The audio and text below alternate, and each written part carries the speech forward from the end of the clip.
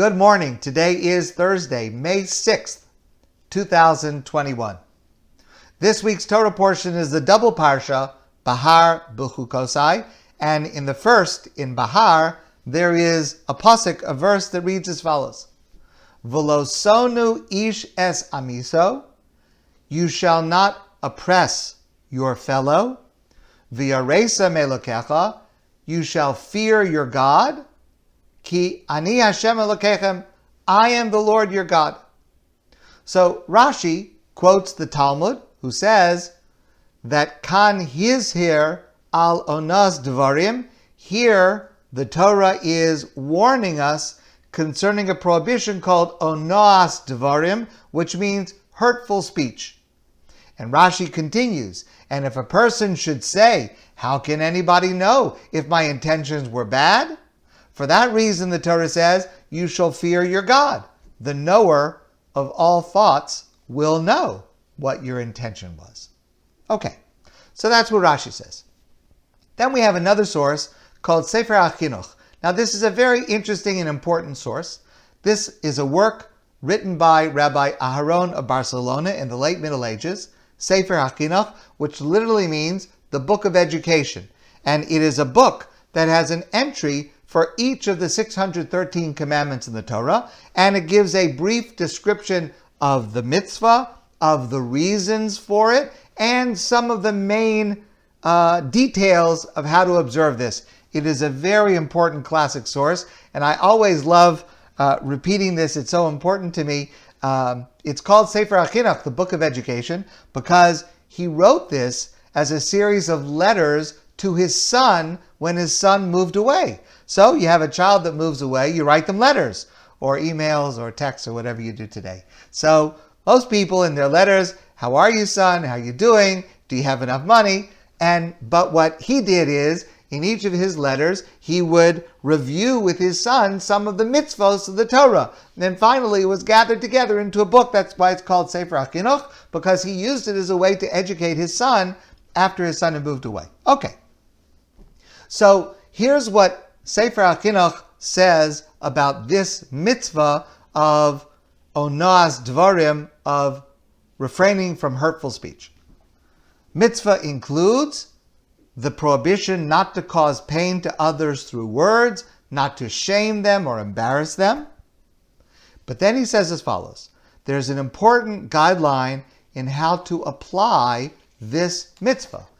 And he says, it does not mean that if somebody comes and castigates you with harsh words, that the listener should not answer back.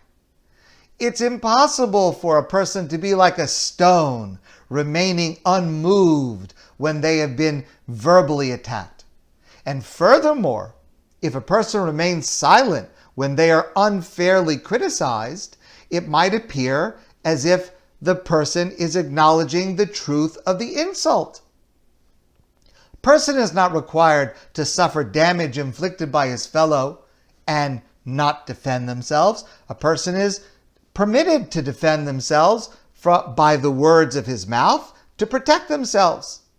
However, the Torah does command us that when we do not come to argue and insult people when they have said something negative about us, rather, we should respond sweetly and pleasantly, and not to be excessively angry, for anger is the trait of the unwise. Of course, that takes tremendous self-control, but that's what this mitzvah requires. And then he continues. However, there are certain people whose piety is of such a high degree that they are able not even to answer back insults, lest their anger overcome them. And concerning them, our sages say, those who are insulted but do not insult in turn, who hear themselves humiliated and do not answer back, concerning them it is written, and those who love him, God, are like the sun rising in its splendor. Okay, that's what the Sefer HaChinuch says about this mitzvah. Now, permit me to share with you the commentary on this by Rabbi Yehuda Amital of blessed memory. And I want to point out The insight that I'm going to share from Rav Amital is not just his commentary to this passage, it is really an expression of his entire approach to life. So listen to what he says. We learn a fundamental principle in the Torah's perception of man and a person's natural tendencies. The Torah does not require that a person suppress their feelings in order to fulfill the commandments. The Torah does not require a person who has been unfairly insulted to remain silent. That would go against human nature. And the Torah does not require a person to go against human nature. Rather, the Torah guides a person how to respond in a way that does not lead to anger and more discord. And even with regard to those pious individuals that do not answer at all, notice it does not say that they do not feel any anger. Anger in such a situation is natural. It's a human inclination. Rather, those pious people manage to conquer their anger and not respond. But they still feel anger because that's a human emotion. And the Torah never requires a person not to be human.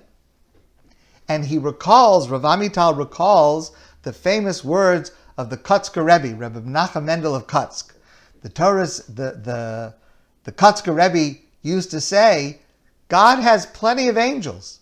God is not looking for more angels who have no human inclinations or no human feelings. What God wants from us is to be people. That means mortal, physical people with human desires and human nature, but people of sanctity, people who succeed in overcoming their urges and directing their inclinations towards sanctity and purity. That's what God is looking for in us. So I want to share with you a story. It's an amazing story. It's a powerful story that emphasizes what this should mean for us every single day. So this story was told by Benjamin Zander, who was the conductor of the Boston Philharmonic for many, many years. And in 2008, he gave a TED Talk where he talked about his life and he told stories about his experiences and lessons he had learned in life. And then he told this last story. So now I have one last thought, which is that it really makes a difference what we say, the words that come out of our mouth. And he says, I learned this from a woman who survived Auschwitz, one of the rare survivors of the Holocaust. She went to Auschwitz when she was 15 years old. Her brother was 8, and their parents had been killed. And she says the following: we were in the train going to Auschwitz, and I looked down and I saw my little brother's shoes were missing. I said to him, why are you so foolish? Can't you keep your things together for goodness sake? It was the way an elder sister might speak to a younger brother. Unfortunately, it was the last thing she ever said to him, because she never saw him again. He did not survive.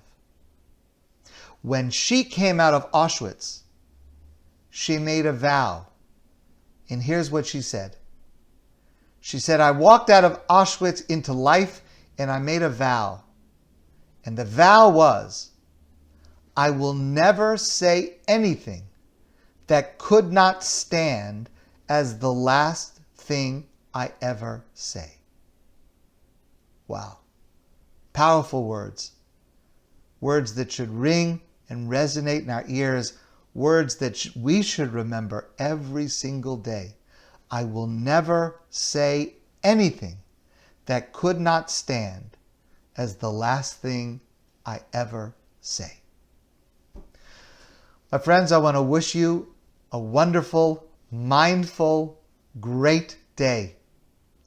And I look forward to seeing all of you soon in person.